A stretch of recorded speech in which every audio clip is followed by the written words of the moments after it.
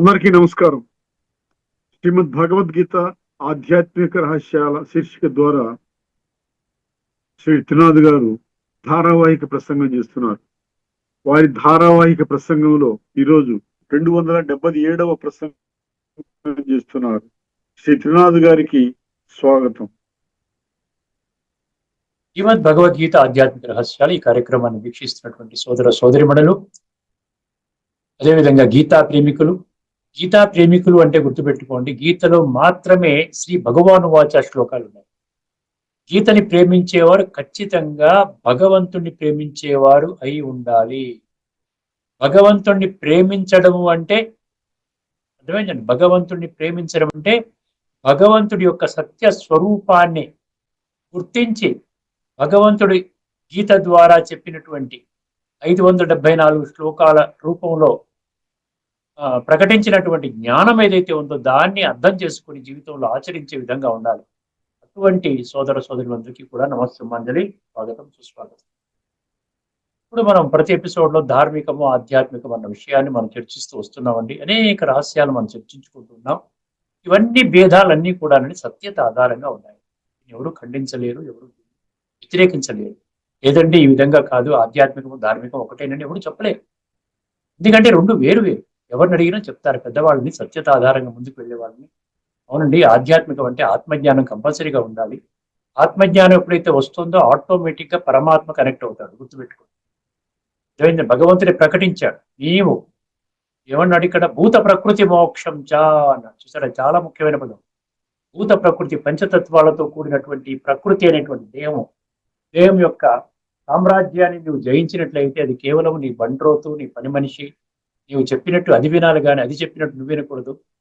మనసు, బుద్ధి, సంస్కారాలు, అదేవిధంగా ఇంద్రియాలు, అదేవిధంగా ఈ శరీరము, ఇవన్నీ కూడా నీ కంట్రోల్లో ఉన్నాయి. నీవు దీనికి అధినేతవి, ఓనర్వి, ప్రొపరేటర్వి.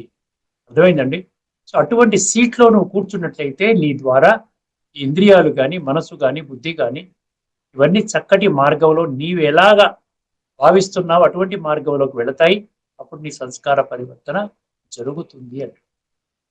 అర్థమైందండి? ఇది ముఖ్యమైన విషయం అన్నమాట. ఇది కేవలం మనకు ఆధ్యాత్మిక జగత్తులోనే మనకు అర్థమవుతుంది. ఇక్కడ ఆధ్యాత్మికతలో ఒక ముఖ్య విషయాన్ని గమనించండి. ఆధ్యాత్మికతలో దేనికి ఎక్కువ ప్రాధాన్యత ఇవ్వడం? జ్ఞానానికి ప్రాధాన్యత ఉందా, లేక విజ్ఞానానికి ప్రాధాన్యత ఉందా? విజ్ఞానము అంటే జీవితంలో ఆ జ్ఞానాన్ని ధారణ చేయడం, అని ధారణ అంటారు. ఇందులో శ్రీమతం అనేటువంటి భగవద్గీతలో 4 సబ్జెక్ట్స్లో మొదటిది జ్ఞానము, రెండవది యోగము, మూడవది ధారణ, 4వది సేవ. ఈ ధారణ అనేది ఎంత ముఖ్యమంటే పతాంజలి అష్టాంగ యోగ సూత్రాల్లో కూడా ధారణ అనేది ఒక సూత్రంగా చెప్పడం జరిగింది. ధారణ అంటే ఏంటంటే ధరించటం అంటే అనుభవించటం అంటే అనుభూతిలోకి రావటం. ఈ విధంగా రావటం అంటే జీవించటం, గీతలో జీవించటం, భగవంతుని మహావాక్యాలని అర్థం చేసుకుని మన జీవన విధానాన్ని ఆ విధంగా చక్కదిద్దుకోవడం. అందుకనే భగవద్గీత ఆధ్యాత్మిక గ్రంథము కాబట్టి దేనికి ప్రాముఖ్యత ఇచ్చిందండి? విజ్ఞానానికి ప్రాముఖ్యత ఇచ్చింది. ఇంగ్లీష్లో దాన్ని విజ్డమ్ అంటారు. విజ్డమ్ అంటే ఏంటి? ఆచరణ చేసేటువంటి జ్ఞానము, అది విజ్డమ్ కింద కన్వర్ట్ అవుతుంది. కేవలం ఆచరణ లేకుండా కేవలం జ్ఞానం మాత్రమే ఉందనుకోండి, అది మీ బ్యాంక్ అకౌంట్లో, జ్ఞానం అనే అకౌంట్లో డిపాజిట్ అవుతుంది. అర్థమైందండి? అది మీరు వాడుకున్నప్పుడు తగ్గిపోతుంది కదా, మీరు వాడుకోకపోతే అలాగే ఉంటుంది. మీరు ఎన్ని శాస్త్రాలు చదువుకోండి అందులో డిపాజిట్ అవుతుంది, ఎన్ని అకాడమిక్ డిగ్రీస్ పొందండి అందులో డిపాజిట్ అవుతుంటుంది. మీకు ఎంతైతే మీకు పరిజ్ఞానం ఈ ప్రవచనాల ద్వారా, ధార్మిక గ్రంథాల పఠన ద్వారా, పారాయణం ద్వారా, అర్థమైందండి, రకరకాల మార్గాల్లో మీరు ఏదైతే యూట్యూబ్లో, సోషల్ మీడియాలో చూస్తున్నారు కదా, భగవద్గీత, భాగవతం, కథలు, పురాణాలు, ఇవన్నీ కూడా జ్ఞానం అన్నమాట. అర్థమైందండి? జ్ఞానం అనే బ్యాంకు నుండి మనం వాడినప్పుడే ఆ జ్ఞానము విజ్ఞానముగా పరివర్తన చెందుతుంది. అందుకనే ఇక్కడ ఆధ్యాత్మిక జగత్తులో నుండి దేనికి ప్రాధాన్యత ఇస్తారంటే లిరిక్స్ ప్రాధాన్యత ఇస్తారు. ఏదైనా మీరు ఒక కవిత చెప్పినా, మీరు ఒక శ్లోకము చదివినా, ఏదైనా శాస్త్రంలో నుంచి దాని యొక్క లిరిక్స్ అంటే ప్రతి పదము యొక్క వాస్తవిక అర్థం ఏమిటి, దాని నుండి మనకి అది అందులో ఉన్నటువంటి తత్వం మనకు బోధపడుతుంది. నేను ఏమి చెయ్యాలి, నేనేమి చేయకూడదు. అర్థమైందండి. యోగం అనేది ఏం చేస్తుంది మనకి? దాన్ని యోగం అన్నాడు. విజ్ఞానం అనే దాన్ని యోగం అని సింపుల్ గా చెప్పాడు. 93 శ్లోకాల్లో ఉంది. ఇది బ్రహ్మ విద్యాయాం యోగ శాస్త్రి అన్నాడు. అంటే విజ్డమ్ కి కన్వర్ట్ చేసే శాస్త్రం అన్నమాట. అర్థమైందండి. సో ఈ ఆచరణ యద్యద్ ఆచరతి శ్రేష్ఠ అన్నాడు. ప్రతి దానికి ఏదైనా మీరు తీసుకోండి, ఏదైనా ఒక శ్లోకము, త్వమేవ మాతా చ పితా త్వమేవ, సింపుల్ గా తీసుకున్నారనుకోండి, నీవే తల్లివి తండ్రి అంటే, ఒక జ్ఞాని ఏం చేస్తాడు? ఒక ధార్మిక జగత్తులో ఒక జ్ఞాని ఏం చేస్తాడు? కేవలం దాన్ని 100 సార్లు చదువుకుంటాడు. ప్రతిరోజు దాన్ని గుర్తు చేసుకుంటాడు, నీవే తల్లివి తండ్రివి. ఇక్కడ ఆధ్యాత్మిక జగత్తులో అదే శ్లోకంని పఠించినటువంటి ఒక ఆధ్యాత్మిక జ్ఞాని ఏం చేస్తాడు? ఎవరు ఆ తల్లి తండ్రి? ఎక్కడున్నాడు? ఆయన యొక్క నామం ఏమిటి? ఆయన యొక్క రూపం ఏమిటి? ఆయన ఉండే ధామం ఏమిటి? ఆయనకుండే గుణాలు ఏమిటి? కర్తవ్యాలు ఏమిటి? ఆయన ఏ సమయంలో ఆయన్ని కలవచ్చు? అదేవిధంగా ఆయనకి నాకున్న సంబంధం ఏమిటి? ఇలాగ 7 కోణాలలో దాన్ని విశ్లేషణ చేస్తాడు, చక్కగా అర్థం చేసుకుంటాడు, భగవంతుని ప్రాప్తిని పొందుతాడు. అర్థమైందండి. ఆ విధంగా తన జీవనాన్ని చాలా అద్భుతంగా, అమోఘంగా, 3 పువ్వులు 6 కాయలు అంటారు చూసారా? ఆ విధంగా తయారు చేసుకుంటాడు. స్థాయి సుఖంగా, స్థాయి శాంతిగా, స్థాయిగా ఆనందంగా, సంపూర్ణ ఆరోగ్యంగా, అందరితో కలివిడిగా, బ్రహ్మాండంగా, ఎటువంటి టెన్షన్స్ లేకుండా, రోగాలు లేకుండా, సమస్యలు లేకుండా, శత్రువులు లేకుండా, ఆ విధంగా జీవనయానాన్ని చక్కగా గడుపుతాడు. సంస్కార పరివర్తన జరుగుతుంది. తదుపరి రాబోయేటువంటి అద్భుతమైనటువంటి ప్రపంచం రాబోతున్నది. ఈ కలియుగం యొక్క అంతిమ సమయము. అందుకని ఈ యొక్క సమయం చాలా క్లిష్టమైనది, సంక్లిష్టమైనది అని భగవంతుడు ఇప్పటికే ప్రకటించడం జరిగింది. కాబట్టి భగవంతుని మహావాక్యాల శిరోధార్యము అని భావించినటువంటి అతి కొద్ది సంఖ్యలోని మనుషులు మాత్రము నూతన జగత్తులో, నూతన ప్రపంచం, నూతన యుగం రాబోతున్నది, స్వర్ణ యుగము రాబోతున్నది. అక్కడ ఏ విధంగా నేను మంచి శ్రేష్టమైన జన్మని తీసుకోవాలి అన్నటువంటి భావనతో వాళ్ళు అడుగులు వేస్తూ ఉంటారండి. ముఖ్యంగా ధార్మికంలో ఏమీ లేదండి, కేవలము చదువుకోవడం తప్ప ఇంకోటి ఏమీ లేదు. అది మనం ఆచరించాలి, దాని అర్థంలోకి వెళ్ళాలి. కేవలం సంస్కృతంలో 4 శ్లోకాలు చెప్పగానే ఎవరైతే చెప్పారో వారి పట్ల అపారమైన గౌరవం కలుగుతుంది. అర్థమైందండి. భగవంతుడు నిజంగా సృష్టి మీద అవతరించినట్లయితే మనకు అర్థం కాని భాషలో చెప్తారా? ఒక్కసారి గమనించండి. మనకు అర్థమయ్యే రీతిలో చెప్తారు. అర్థమైందండి. ఎక్కడైనా మంచి సబ్జెక్టు లెక్కలు కానీ, ఫిజిక్స్ కానీ, కెమిస్ట్రీ కానీ మీ పిల్లలు అర్థం చేసుకోలేకపోతే మీరేం చేస్తారు? చక్కగా, చాలా క్షుణ్ణంగా, ఈజీగా అర్థమయ్యేలాగా, సరళంగా, సహజంగా అర్థమయ్యేలాగా, ఎటువంటి కాంప్లికేషన్స్ పెట్టకుండా పిల్లవాడికి ఆసక్తి కలిగించే విధంగా చెప్తాడు. వాడికి ఎంతైనా మనం ఫీజు ఇస్తాం. అటువంటి చెప్పేవాళ్ళు నిజంగా దొరికితే వాళ్ళు వర్తమానంలో కొద్ది మంది ఉన్నారు. వాళ్ళు కోట్లు గడించుకుంటూ ఉన్నారు. ఫిజిక్స్ స్టడీ సర్కిల్ అని ఉంది, chemistry study circle, maths study circle. So ఈ విధంగా అందులో ఒక నైపుణ్యత సంపాదించిన వాళ్ళు చేసుకుంటున్నారు. ఒక లౌకికంలో, ఒక భౌతిక ప్రపంచంలోనే ఒక మనిషి, అర్థమైందండి, ఈ విధంగా ఒక సబ్జెక్టుని విశదీకరించి అర్థమయ్యేలాగా సులువుగా చెప్తున్నాడు అంటే నిజంగా భగవంతుడే సుప్రీం టీచర్ అంటున్నాం, పరమ శిక్షకుడు అంటున్నాం. అటువంటి భగవంతుడు ఇన్ని వందల శ్లోకాలని మనకు అర్థం కాని విధంగా చెప్తూ, భగవద్గీతని ఇన్నిసార్లు చదువుకున్నానండి, కానీ భగవద్గీత సందేశం ఏమిటి అని అడగండి ఎవరినైనా. నా గురించి కాదండి సందేశము. అక్కడ శ్రీకృష్ణుడి స్వరూపంలో భగవంతుడు కురుక్షేత్ర యుద్ధ మైదానంలో కౌరవులు పాండవుల యుద్ధ రణ సంగ్రామం మధ్యలో అక్కడ అర్జునుడు అస్త్ర సన్యాసం చేసిన తర్వాత వారికి జ్ఞానబోధ చేయడం జరిగిందండి. మనము కేవలం వినాలి, మనము కేవలం చదువుకోవాలి.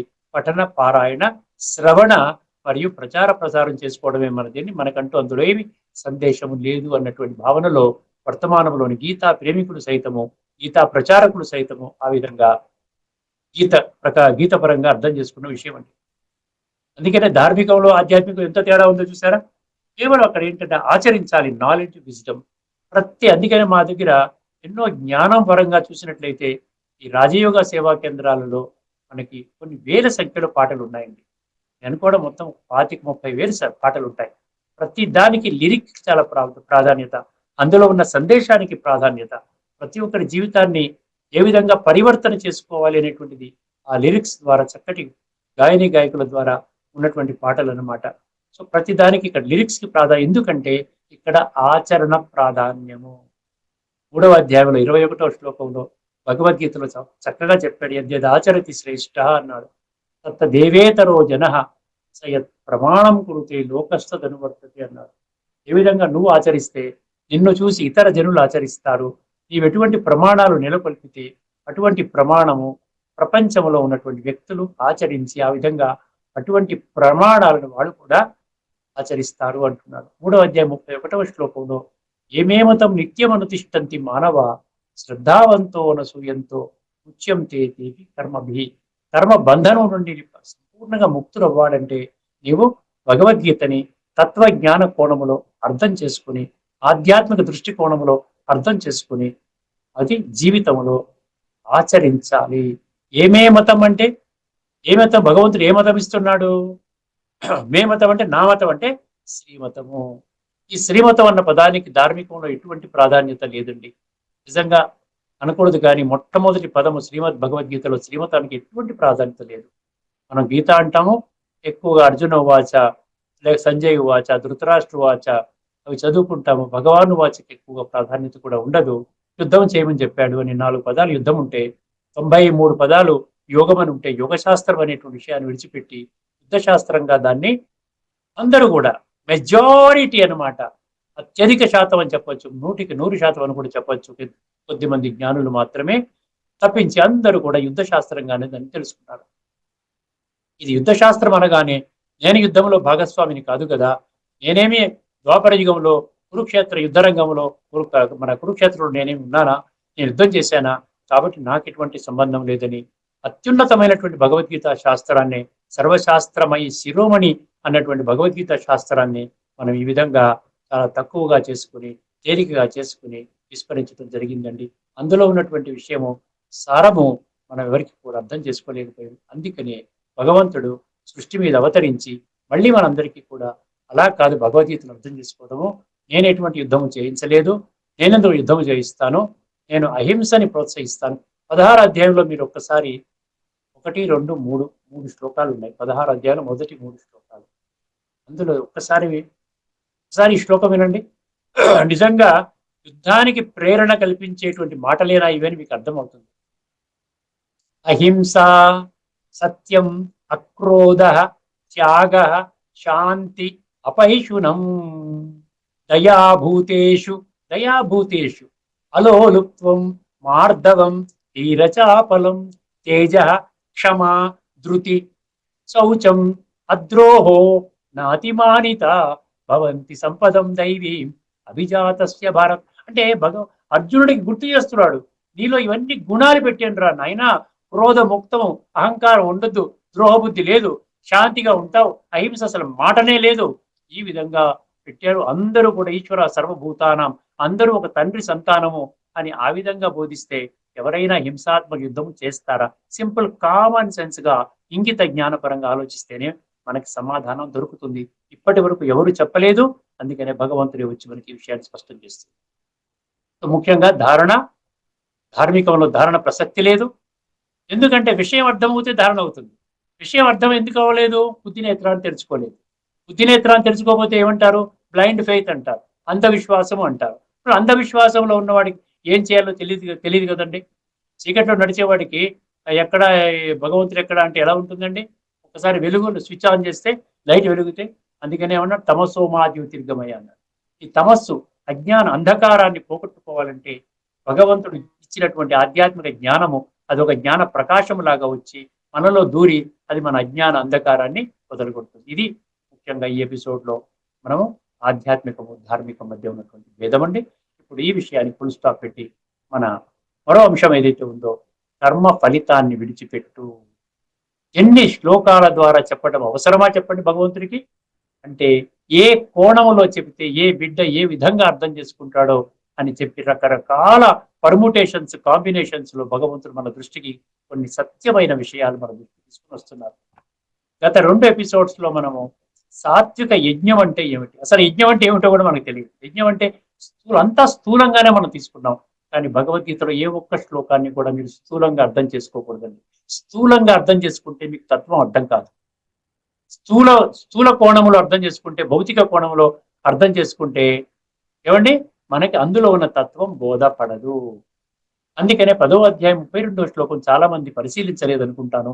10వ అధ్యాయం 32వ శ్లోకంలో ఏమన్నాడంటే, సర్గాణామాదిరంతస్య మధ్యం చైవాహం అర్జున. మధ్యలో ఏమన్నాడు? అధ్యాత్మ విజ్ఞానం, తర్వాత వాద ప్రవదతామ. మూడు సీక్రెట్స్, డీప్ సీక్రెట్స్ అన్నమాట. ఈ మూడు సీక్రెట్లో ఏ ఒక్క సీక్రెట్ తెలుసుకున్నా కూడా మీ జీవితము గీత ఆధారంగా ఆ విధంగా జీవించే విధంగా తయారవుతుంది. ఏమన్నాడు? నేను చెప్పిన జ్ఞానము 100% ఆధ్యాత్మికము, అంటే సూక్ష్మము, స్థూలము కాదు. అర్థమైందండి? యజ్ఞము కూడా మనం స్థూల యజ్ఞం అనుకున్నాం, కానీ ఇది సూక్ష్మ యజ్ఞము. నీలో ఉన్న పంచ వికారాలను వెయ్యాలి. వేసినట్లయితే అప్పుడు ఏమవుతుంది? నీవు తేలికగా అవుతావు, ఆత్మశుద్ధి జరుగుతుంది, పర్యవసానంగా ఏమవుతుంది? సంస్కార పరివర్తన జరుగుతుంది. ఎందుకంటే ఎవరికి ఇప్పటి వరకు తెలియనటువంటి విషయం ఏమిటంటే అతి త్వరలోనే సృష్టి పరివర్తన జరుగుతుంది. ఇది భగవాను వాచ, నేను చెప్పటం లేదు. 7వ అధ్యాయంలో 19వ శ్లోకం కుండ బద్దలు కొట్టినట్టు, బహూనాం జన్మనాం అంతే జ్ఞానవాన్ మాం ప్రపద్యతే అన్నాడు. చూసారా?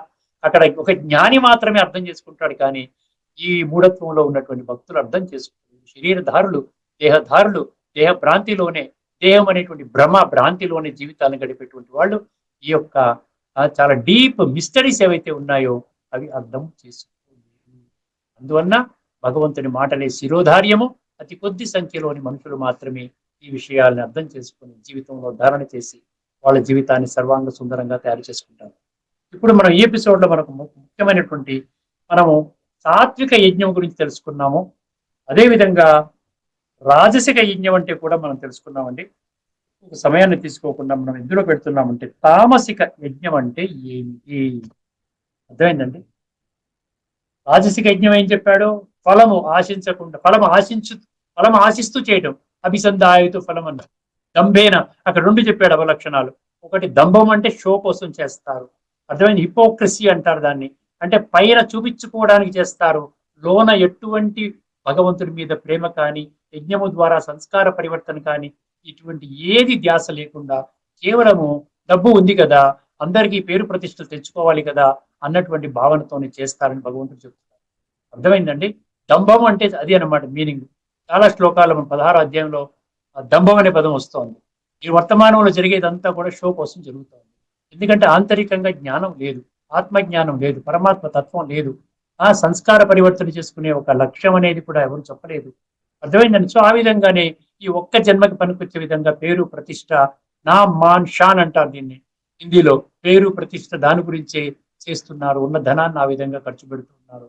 ఇది ఒక ప్రక్రియ నడుస్తోంది. దానివల్ల అసలు మంచి జరగటం లేదు అనటానికి లేదు, కానీ మీరు ఏమైనా చేసుకోండి, అటువంటి వాళ్ళు చేసేటువంటిది కేవలము ఈ ఒక్క జన్మకి మాత్రమే పరిమితము.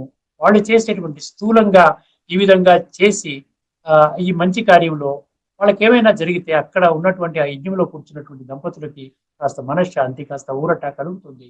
కానీ అది ఆత్మ చింతన ద్వారా, పరమాత్మ చింతన ద్వారా సంస్కార పరివర్తన అనే ఒక లక్ష్యాన్ని పెట్టుకుని మనం చేయటం లేదు. కాబట్టి అది దానివల్ల సత్యత్రేతాయుగాల్లో మనము మనం అంటే రాబోయేటువంటి స్వర్గంలో మనకు అందులోకి ప్రవేశించే అర్హత మనకి దాని ద్వారా దొరకదు అంటున్నాడు. ఒకసారి ఇప్పుడు తామసిక యజ్ఞం అంటే ఏమిటో తెలుసుకుందాం. తామసిక యజ్ఞం అంటే రాజసిక యజ్ఞం, సాత్విక యజ్ఞం అని తెలుసుకుందాం. ఫలాపేక్ష లేకుండా చేసేది సాత్విక యజ్ఞం, ఫలాపేక్షతో చేసేది రాజసిక యజ్ఞం. తామసిక యజ్ఞం ఏమంటున్నాడు ఒక్కసారి 17వ అధ్యాయంలోని ఏ శ్లోకం అండి? 13వ శ్లోకం అండి. 17వ అధ్యాయం శ్రద్ధాత్రయ విభాగ యోగంలోని 13వ శ్లోకము. ఒకసారి శ్లోకాన్ని వినండి. విధిహీనం అసృష్టాన్నం, విధిహీనం అసృష్టాన్నం.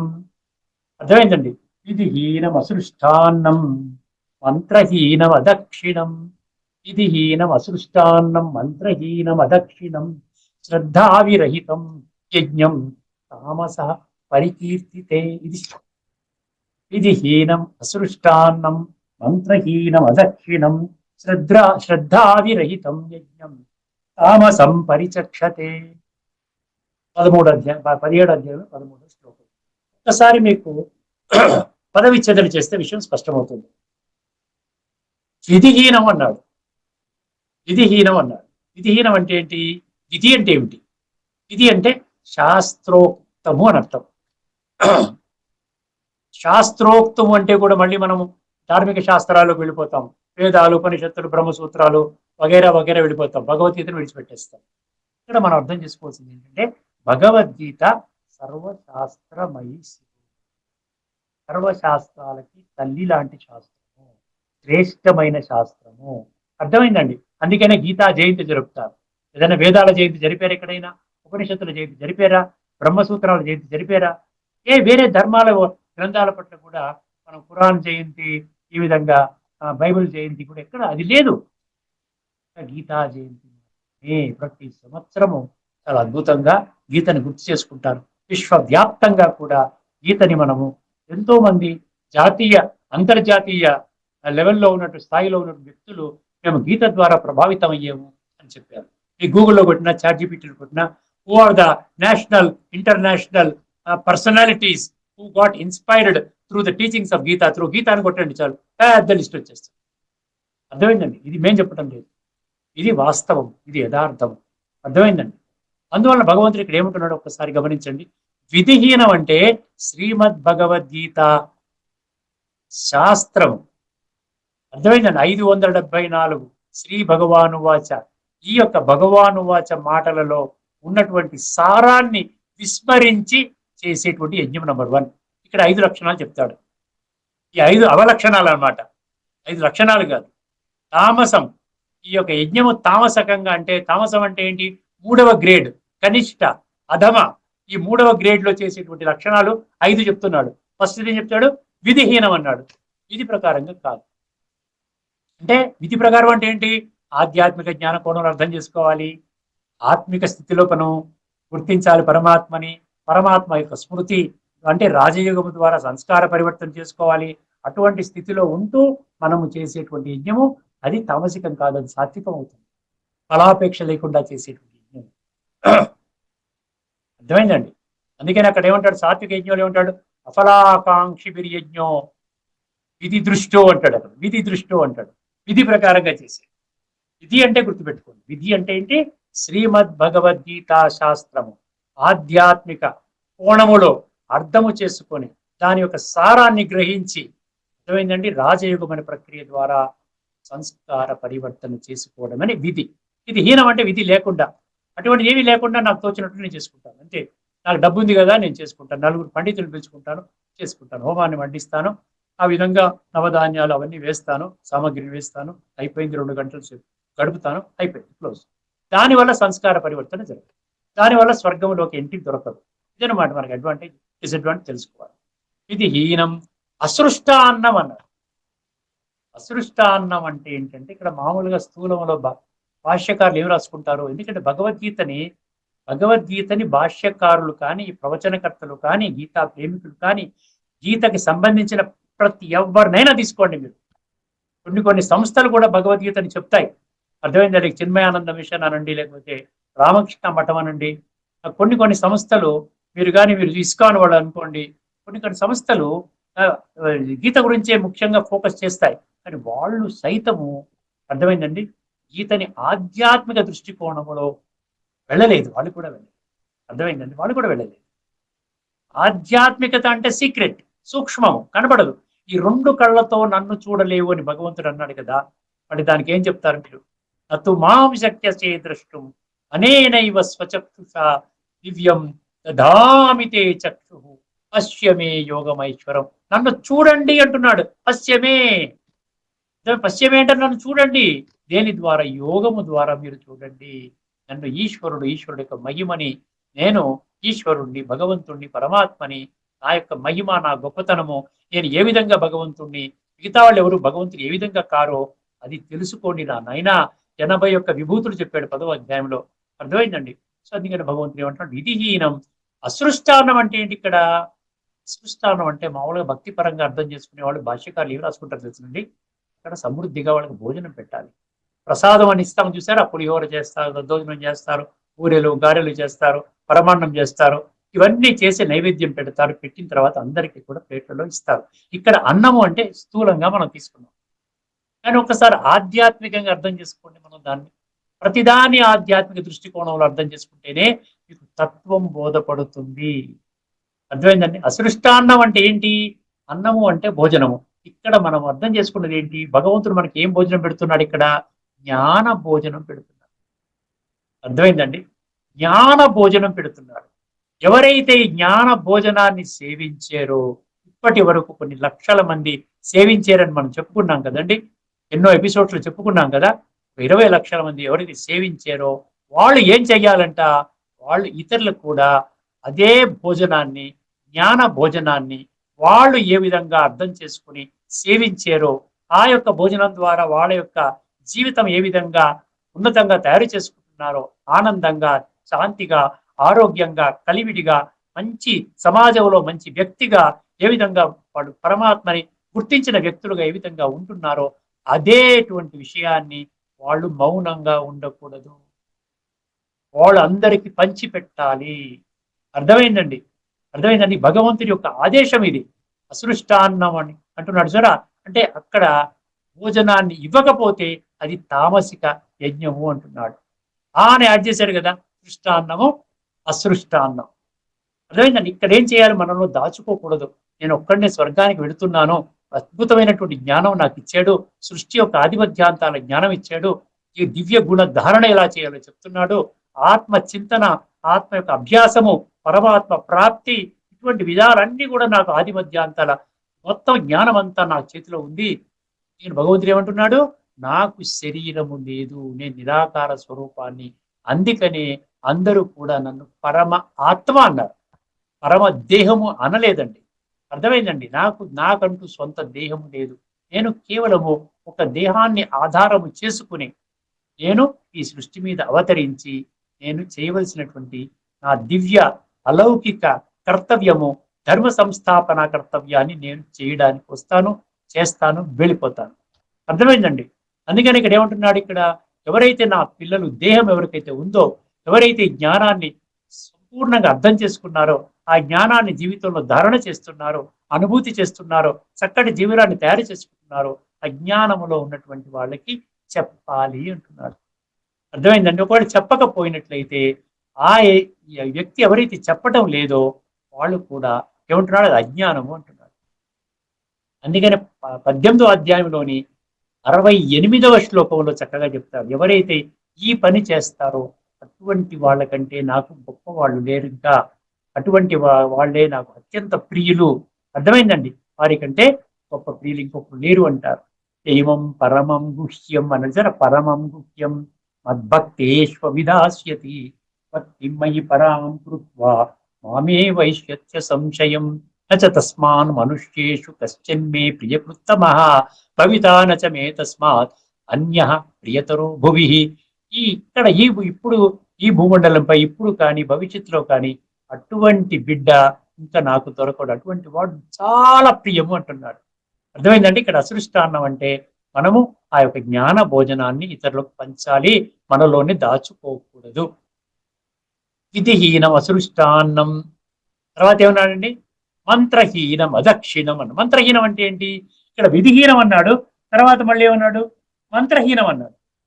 మంత్రము లేకుండా, అందుకని ఇచ్చారు దీన్ని మనం స్థూలంగా తీసుకుంటే వేద మంత్రాలు, మామూలుగా యజ్ఞాల్లో వేద మంత్రాలు మనకి అర్థం కావు, వాళ్ళు మామూలుగా అర్థం కూడా చెప్పరు, అది మామూలుగా లైన్గా చదువుకుంటూ వెళ్ళిపోతారు, అది వింటూనే ఆ వైబ్రేషన్స్ తోనే మనం ఎంజాయ్ చేస్తాం, ఎంజాయ్ చేయాలని చెప్తారు. అర్థమైందండి? ఇక్కడ భగవంతుడు ఏమంటున్నాడు, ఇక్కడ గీత ద్వారా వచ్చిన మంత్రం ఏమిటి, మనకి 3 పదాల మంత్రం. అర్థమైందండి? 3 పదాల మంత్రం ఒకటి, అదేవిధంగా 4 పదాల మంత్రం ఒకటి, తర్వాత ఇంకొక 4 పదాల మంత్రం ఒకటి, 3 మంత్రాలు ఇచ్చాడు. 11 పదాలు, ఎన్నో కొన్ని వందల వేల పదాలలో 11 పదాలతో నీకు మొత్తం గీతా సారం బోధిస్తున్నాడు. మొదటి మంత్రం ఏంటంటే మన్మనాభవ, నీ మనసు నా మీద పెట్టు, మనసు ద్వారా నాతో కనెక్ట్ అవ్వాలి, అదే దాన్ని యోగము అంటున్నాడు. 93 శ్లోకాలు యోగం అని చెప్పాడు. అది 9వ అధ్యాయంలోని ఆఖరి శ్లోకం, 34వ శ్లోకము, 18వ అధ్యాయంలోని 65వ శ్లోకము. మన్మనాభవ. మన్ అంటే మనసు, మన్ అంటే నీ మనసు, మన అంటే నాయందు, భవ అంటే లగ్నం చేయి. రెండో మంత్రం ఎవరికి లగ్నం చేయి, నాయందు అన్నాడు కదా, అందుకే దాన్ని చెప్తూ రెండో మంత్రం ఏంటి, మామేకం శరణం రజ, మాం ఏకం శరణం రజ, నన్ను నా ఒక్కడి శరణు మాత్రమే పొందు అంటున్నాడు. ఎందువల్ల నా ఒక్కడి శరణు పొందమంటున్నాడు, ఎందుకంటే ఇప్పటి వరకు అందరి శరణు పొందావు, ఫెయిల్ అయిపోయావు కదా, నువ్వేమీ ప్రాప్తి చేసుకోలేదు కదా, అద్భుతంగా తయారయ్యావా, సంస్కార పరివర్తన జరిగిందా, స్వర్గానికి వెళుతున్నానని మార్గం నీకు స్పష్టమైందా, ఏమీ కాలేదు. అందువలన ఇప్పటి వరకు సమయాన్ని, ధనాన్ని, శక్తులని వ్యర్థం చేసుకున్నావు. ఇక మీదట నేను నా చెప్పిన మాట వినునైనా నా ఒక్కరి శరణు మాత్రమే పొందు. దాని కొరకు నీవు నన్ను గుర్తించు. దాని కొరకు ఆధ్యాత్మిక దృష్టికోణంలో గీతను అర్థం చేసుకో. స్థానిక రాజయోగ శిక్షణ కేంద్రాలకి నువ్వు వెళ్ళవచ్చు. నువ్వు వెళితే ఇంకా సులభంగా అర్థం చేయిస్తారు. అర్థమైందండి. మంత్రహీనం అదక్షిణం అన్నాడు. దక్షిణ అనేది కూడా ఏంటంటే బ్రాహ్మణులు ఋత్వికులు అంటారు. ఋత్వికులు వాళ్ళు యజ్ఞాలని వాళ్ళు నిర్వహిస్తారు, చేస్తారు. మంత్రాలన్నీ చెప్పి, వేద మంత్రాలు అవన్నీ చెప్పి, ఆ యొక్క యజ్ఞ మంత్రాలు అంటారు కదా, వాటి ద్వారా మొత్తానికి అది జరుగుతుంది. అది యజ్ఞం ఎంత పెద్దదో దాన్ని బట్టి ఎంతమందో వస్తారు. ఒక దగ్గర మనం వింటున్నాము, గవర్నమెంట్ వాళ్ళే చేస్తూ ఉంటారు. 1500 మంది ఋత్వికులు వచ్చి తెలంగాణ గవర్నమెంట్ వాళ్ళు ఆ విధంగా పెద్ద యజ్ఞం చేశారు. ఇదివరకు కూడా ఒక 2 యజ్ఞాలు మనం విన్నాము. అక్కడ వచ్చినప్పుడు ఏమవుతుందో అది 2 రోజులు, 3 రోజులు, 4 రోజులు, 10 రోజులు కూడా జరుగుతుంది అనమాట. ఆ విధంగా ఈ ఎంతో మంది 1500 మంది, 2000 మంది ఈ బ్రాహ్మణులు, పురోహితులు, వేద పండితులు వచ్చారంటే వాళ్ళకి దక్షిణ ఇవ్వాలి కదా. ఉరికినే వస్తారని చెప్పండి. వాళ్ళకి రానుపోను ఖర్చులు ఇవ్వాలి, మళ్ళీ దక్షిణ కూడా భారీగా ఇవ్వాలి. అప్పుడే వాళ్ళు వస్తారు, లేకపోతే రారు. అర్థమైంది. అందుకని దక్షిణ అనే పదాన్ని వాళ్ళు ఆ విధంగా వాడుకున్నారు. అది స్థూలంగా అర్థం చేసుకుంటే దక్షిణ అది కరెక్టే. కానీ సూక్ష్మంలో దక్షిణ అంటే ఏంటండి? దక్షిణ అంటే భగవంతుడికి అర్పణ చేయడం అనమాట. ఏం అర్పణ చేయాలి? మనలో మన మనోవికారాలను అర్పణ చేయాలి. కామము, క్రోధము, లోభము, మోహము, అహంకారము, ద్వేషము, అసూయ, శత్రుత్వ భావన, వాడంటే పడదు, వీడంటే పడదు, ఈ విధంగా ఇటువంటి అన్ని కూడా ఏవైతే మనని ఈ నెగిటివ్ క్వాలిటీస్, వైసెస్ అంటాం చూసారా, వికారాలు అంటాం చూసారా, ఏదైతే నిన్ను బాధిస్తున్నాయో, నీ జీవితాన్ని అధపాతాళానికి నెట్టివేస్తున్నాయో, నీ యొక్క ఆత్మని కంప్లీట్ గా భ్రష్టు పట్టిస్తున్నాయో, ఆ వికారాలని భగవంతుడి యొక్క యజ్ఞములో ఆహుతి చెయ్యాలి. క్రోధము స్వాహ, మోహము స్వాహ, లోభము స్వాహ, కామ వికారము స్వాహ, అహంకార వికారము స్వాహ, అసూయ ద్వేషము స్వాహ. ఇలాగా ఏదైతే మనం బాధ పెడుతుందో మనం దాన్ని స్వాహ చేయాలి. అది లేకుండా ఉంటే అది తామసిక యజ్ఞము అంటున్నారు. తర్వాత 5వది, మీకు 4 చెప్పాను కదండి. విధిహీనం, అసృష్టాన్నం, మంత్రహీనం, అదక్షిణం చెప్పేశాను. అంటే ఈ 4 లేకుండా చేస్తున్నాం మనం. 5వది ఇంకోటి ఏం చేస్తున్నాము? శ్రద్ధావిరహితం అన్నాడు. శ్రద్ధ లేకుండా చేస్తుంది. దేని మీద శ్రద్ధ? శ్రద్ధ అంటే దేని మీద శ్రద్ధ? అర్థం చేసుకోండి. భగవంతుడి సృష్టి మీద అవతరించి ధర్మ సంస్థాపన కర్తవ్యాన్ని, దివ్య అలౌకిక కర్తవ్యాన్ని చేస్తున్నాడు అన్న విషయం మీద శ్రద్ధ లేకపోతే. అర్థమైందండి. నమ్మము. ఎందుకు నమ్ముతామండి? నమ్మము. కనీసం తెలుసుకుందాం అన్నటువంటి సంకల్పం కూడా చాలా మందిలో రాదు. కొద్ది మంది మాత్రం చివుక్కుమంటుంది.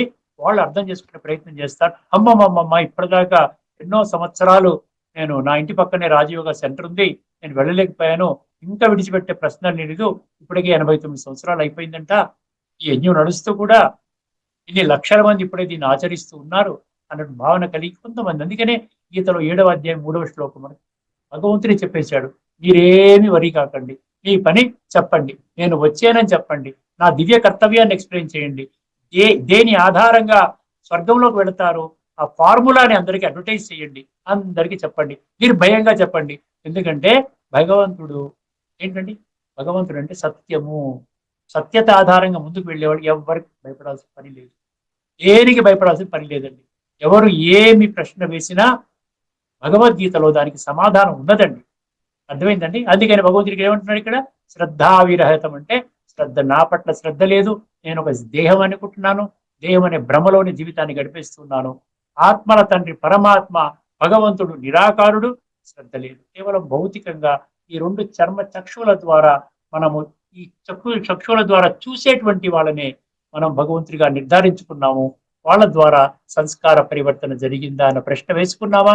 పతిత పావన అంటున్నాం, అని ఇంకా పతితుల సంఖ్య పెరుగుతోంది, చరిత్రహీనుల సంఖ్య పెరుగుతోంది, రోజు రోజుకి చరిత్రవంతుల సంఖ్య పెరుగుతుందా?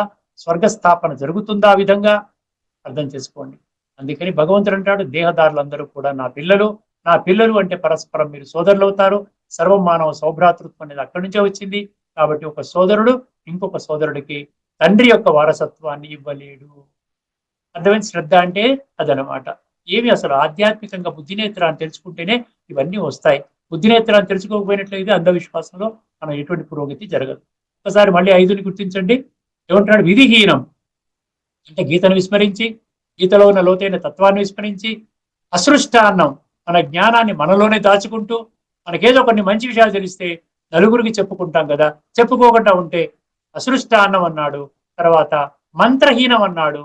ఆ భగవంతుని పొందేటువంటి మంత్రం మన్మనాభవ మామేకం శరణం వ్రజ. మూడో మంత్రం ఏంటంటే నష్టో మోహ స్మృతి లబ్ధ. నష్టో మోహ, దేహం మీద నష్టం పోయినట్లయితే పరమాత్మ మీద స్మృతి అనేది లబ్ధ అంటే పొందుతావు. అర్థమైందండి? సో ఈ విధంగా మంత్రహీనం అదక్షిణం. దక్షిణం అంటే స్థూలంగా ఇస్తున్నామండి. స్థూలంగా ఇచ్చిన దక్షిణం వల్ల సంస్కార పరివర్తన జరగదు. సూక్ష్మ దక్షిణ అంటే మనలో ఉన్నటువంటి ఎక్కువ కోపం చేస్తున్నానండి, ఎక్కువగా లోభిగా ఉన్నాను నేను, ఈ లోభ గుణాన్ని విడిచిపెట్టేయాలి అని స్వాహ. అర్థమైందండి? పిల్లల మీద, భార్య మీద, వాళ్ళ మీద వ్యామోహంగా మోహం ఎక్కువగా ఉండిపోయింది. వాళ్ళు లేకపోతే ఒక క్షణం కనబడితే నేను బ్రతకలేకుండా ఉన్నా, మోహము స్వాహ. అర్థమైందండి? సో ఈ విధంగా పంచవికారాలని స్వాహ చెయ్యాలి. అది అదక్షిణం అన్న. అది లేకపోతే ఇది తమో ప్రధానమైనటువంటి తామసిక యజ్ఞము అంటున్నాడు. తర్వాత ఏమన్నాడు? శ్రద్ధావిరహితం అన్నాడు. శ్రద్ధ లేకుండా చేసేది ఏమి శ్రద్ధ లేదు. కేవలం ప్రకటించుకోవడానికి, పేరు ప్రతిష్టలు తెచ్చుకోవడానికి, ఉన్న ధనాన్ని ఎలా ఖర్చు పెట్టాలో తెలియక ఆ విధంగా ఒక విధానం పెట్టారు కాబట్టి భక్తి మార్గంలో ఆ విధంగా మనం చేస్తూ ఉన్నాం. తప్పు లేదండి. అందులో పరిమితంగా మనకు వచ్చేటువంటి లాభాలు ఉంటాయి, కానీ సంస్కార పరివర్తన జరగదు. స్వర్గం యొక్క ద్వారాలను తెరుచుకోలేము. అందులోకి నో ఎంట్రీ బోర్డు మనకు కనబడుతుంది, మనం వెళ్ళలేము. మళ్ళీ మన యొక్క జీవితం కేవలము సత్యత్రేతాయుగాలకు రాము కాబట్టి ద్వాపర కలియుగాలోనే మనము అక్కడ మనకి సంస్కారాల ఆధారంగా అనుగుణంగా దొరికేటువంటి జన్మలు కొన్ని దొరుకుతాయి. అర్థమైంది? ఇది ఇందులో ఈ శ్లోకంలో లోతైన తత్వము. ఒకసారి ఈ శ్లోకం గురించి మన భాష్యకారులు ఏ విధంగా రాసుకున్నారో గమనించి ఈ యొక్క ఎపిసోడ్ ని సంపన్నం చేసుకుందామండి. విధిహీనం అసృష్టాన్నం మంత్రహీనం అదక్షిణం శ్రద్ధావిరహితం శ్రద్ధావిరహితం యజ్ఞం తామసం పరిచక్షతే. ఈ పరిచక్షతే అంటే ఉన్నాడు ఆ విధంగా పేర్కొంటారు, ఆ విధంగా అర్థం చేసుకోవాలి. తామసం అని అర్థం చేసుకోవాలి. తామసంగా ఉంటే, రాజసంగా ఉంటే గుర్తుపెట్టుకోండి, సత్యయుగములోకి రారు. రజ్జు అంటేనే ద్వాపర యుగం, తము అంటే కలియుగం. ఈ కాలచక్రంలో సత్య త్రేత అంటే సాత్విక, సతో ప్రధాన, సతో సమాన. సాత్విక ప్రధానము, సాత్విక సమానము, ఈ రెండు కూడా సత్య త్రేతగా దాని స్వర్గం అంటారు. ఒక్కసారి జాగ్రత్త వినండి. శాస్త్ర విధిని అనుసరింపనిదియు, శాస్త్ర విధిని అనుసరింపనిదియు అన్నదాన రహితమైనదియు. అక్కడ స్థూలంగా చెప్పుకున్నారు, తప్పు లేదండి, స్థూలంగానే అర్థం చేసుకున్నారు. నేను కూడా స్థూలంగానే అర్థం చేసుకున్నాను. ఇప్పుడు ఈ విధంగా భగవంతుడి మహావాక్యాలు విన్న తర్వాత మళ్ళీ నేను సూక్ష్మలో కన్వర్ట్ అయిపోయాను. ధార్మికం నుండి ఆధ్యాత్మికంలోకి జంప్ అయిపోయాను 30 సంవత్సరాల క్రితం. అర్థమైందండి? ఆ విధంగా తెలియనంత వరకు ఏమైనా, తెలియని వాళ్ళు ఎలాగైనా అజ్ఞానంలో ఉన్న వాళ్ళు ఆ విధంగానే ఉంటుంది. శాస్త్ర విధిని అనుసరింపనిదియు అన్నదాన రహితమనిదియు, అన్నదాన రహితమైనదియు మంత్రహీనమైనదియు. మంత్రాలు అంటే స్థూల మంత్రాలు, అందుకని యజ్ఞాల్లో ఎక్కడ మంత్రాలు కనబడతాయి. అన్ని టకటక టకటక టక మంత్రాలు చెప్పుకుంటూనే వెళ్తారు. వేద మంత్రాలు అంటారు. ఎన్నో వేల సంఖ్యలో మంత్రాలు ఉన్నాయని మనం ఇదొక ఒకసారి చెప్పుకున్నాం. అన్ని ఎన్నో ఉపనిషత్తుల్లో ఎన్ని వేల మంత్రాలు ఉన్నాయి, వేదాల్లో ఎన్ని మంత్రాలు ఉన్నాయి. అదేవిధంగా గాయత్రి మంత్రం, ఇవి రకరకాల మంత్రాలు ఉన్నాయి. మంత్రహీనమైనది అంటే మంత్రాలు లేకపోయినట్టు తామసం, తామస యజ్ఞం అంటున్నాడు. దక్షిణలు లేనిది. ఇప్పుడు వర్తమానంలో నుండి ఎవరైనా ఋత్వికలు వచ్చినట్టయితే ఖచ్చితంగా వాళ్ళకి తక్కువ తక్కువ తక్కువ కొంతైన డబ్బుని ఇవ్వాలి. దక్షిణ కోసం అందులో ఉంది. ఆ విధంగా వాళ్ళు ఎక్స్పెక్ట్ కూడా చేస్తారు. అందుకని బాగా ఉన్నవాళ్ళు ఎక్కువగా ఇస్తారు, లేని వాళ్ళు కొద్దిగా ఇస్తారు. అర్థమైందండి? దక్షిణలు లేనిదియు శ్రద్ధారహితమైనదియు. 5 ఉన్నాయి చెప్పాను కదండి. 5 శాస్త్ర విధి, అన్నదానము లేక, మంత్రహీనము లేక, మంత్రాలు లేక, దక్షిణలు లేక, శ్రద్ధా విరహితం. 5 అగు యజ్ఞము తామస యజ్ఞము అనబడును. ఇక్కడతో ఈ యొక్క విషయాన్ని మనం చర్చను ముగించుకుందాం. తదుపరి ఎపిసోడ్లో మరొక అద్భుతమైనటువంటి శ్లోకంలో లోతైన తత్వాన్ని మనం తెలుసుకునే ప్రయత్నం చేద్దామండి. అంతవరకు సెలవు. అందరికీ నమస్కారం. లోకా సంస్థా సుఖినో.